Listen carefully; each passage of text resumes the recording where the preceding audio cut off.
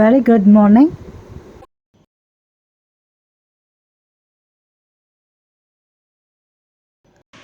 நீண்ட காலத்திற்கு முன்பு கழுதையின் காதுகளைப் போல நெகிழ்வான காதுகளை கொண்ட ஒரு மன்னர் இருந்தார். ராஜா தனது காதுகளை பற்றி மிகவும் வெட்கப்பட்டார். மேலும் அவர் பொதுவில் இருக்கும்போது அவற்றை எப்போதும் மூடிக்கொண்டார். இதனால் கிராம மக்கள் தனது ரகசியத்தை ஒருபோதும் கண்டுபிடிக்க அனுமதிக்க மாட்டார்கள். மன்னரின் காதுகளை பார்த்த ஒரே நபர் அவருடைய சிகையலங்கார நிபுணர் மட்டுமே. எனக்கு கழுதையின் காதுகள் இருப்பதாக யாரிடமும் சொல்லாதே, அல்லது என் காவலர்களை உன் வீட்டிற்கு அனுப்புவேன். அவர்கள் உன்னை என் சிறைக்கு அழைத்துச் செல்வார்கள், அங்கே நீ உன் வாழ்நாள் முழுவதும் இருப்பாய் என்று சிகையலங்கார நிபுணரை ராஜா அடிக்கடி எச்சரித்தார். சிகையலங்கார நிபுணர் இந்த ரகசியத்தை வைத்திருப்பது மிகவும் கடினமாக இருந்தது, ஏனென்றால் அவர் கிராமவாசிகள் அனைவருக்கும் ராஜாவின் காதுகளை பற்றி சொல்ல விரும்பினார். ஆனால் அவர் எப்போதும் மன்னரின் எச்சரிக்கையை நினைவில் வைத்துக் கொண்டார். அதனால் பல ஆண்டுகளாக ரகசியத்தை தனக்குத்தானே வைத்திருந்தார். ஆனால் ஒரு நாள் காலையில் சிகையலங்கார நிபுணர் எழுந்தார். மேலும் ரகசியத்தை தன்னால் மறைக்க முடியாது என்பதை அறிந்தார். அவர் ஆடை அணிந்து தனது வீட்டை விட்டு வெளியேறி கிராமத்தை விட்டு வெளியூர்களுக்கு சென்றார். அங்கு அவர் தனியாக இருக்கிறார் என்பதில் உறுதியாக இருந்தார். பின்னர் அவர் ஒரு தட்டையான புல்லை கண்டுபிடித்து தனது கைகளால் தோண்டத் தொடங்கினார். இறுதியில் சிகையலங்கார நிபுணர் ஒரு ஆழமான துளை செய்தார். அவர் தனது வேலையில் திருப்தி அடைந்தபோது அவர் குழிக்குள் சாய்ந்து தனது குரலின் உச்சியில் கத்தினார், ராஜாவுக்கு கழுதை வடிவ காதுகள் உள்ளன. அரசனுக்கு கழுதை வடிவ காதுகள். மன்னரின் ரகசியத்தை உரக்கச் சொன்னவுடன் சிகையலங்கார நிபுணர் மிகவும் நன்றாக உணர்ந்தார்.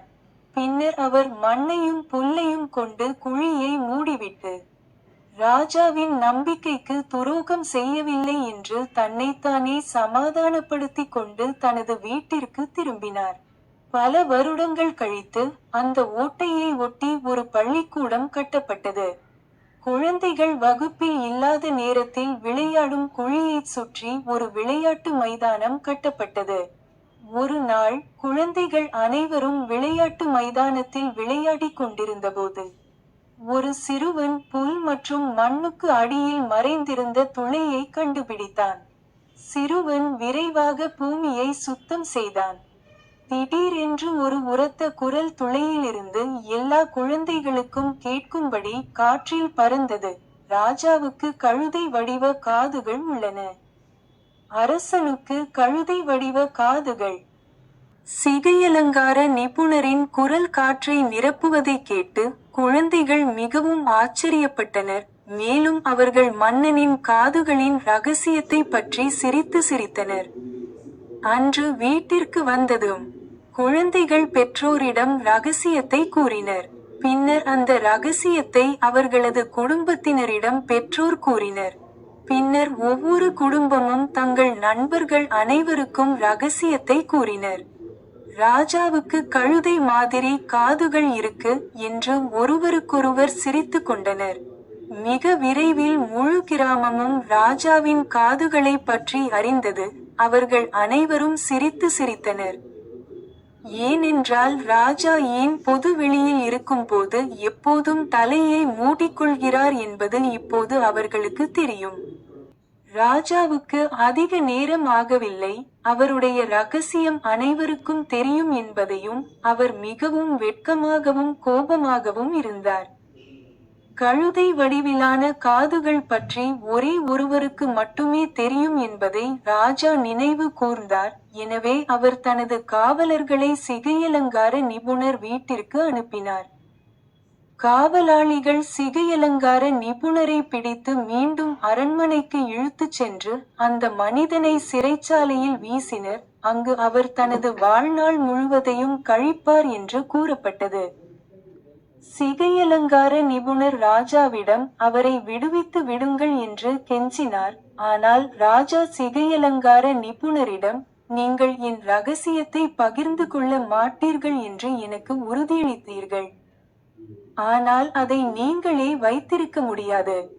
நான் உன்னை நம்பி நீ எனக்கு துரோகம் செய்தாய். இதற்காக நீங்கள் உங்கள் வாழ்நாள் முழுவதையும் சிறையில் கழிப்பீர்கள். மேலும் உங்கள் வாக்குறுதிகளை மற்றவர்களுக்கு கொடுப்பது எப்போதும் முக்கியம், ரகசியங்களை பகிர்ந்து கொள்ளாமல் இருப்பது முக்கியம் என்பதை நீங்கள் அறிந்து கொள்வீர்கள்.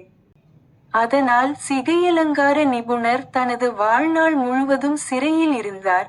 அவ்வாறு செய்ய மாட்டேன் என்று உறுதியளித்தபோது மன்னரின் ரகசியத்தை பகிர்ந்து கொள்வதற்காக எப்போதும் வருந்தினார்.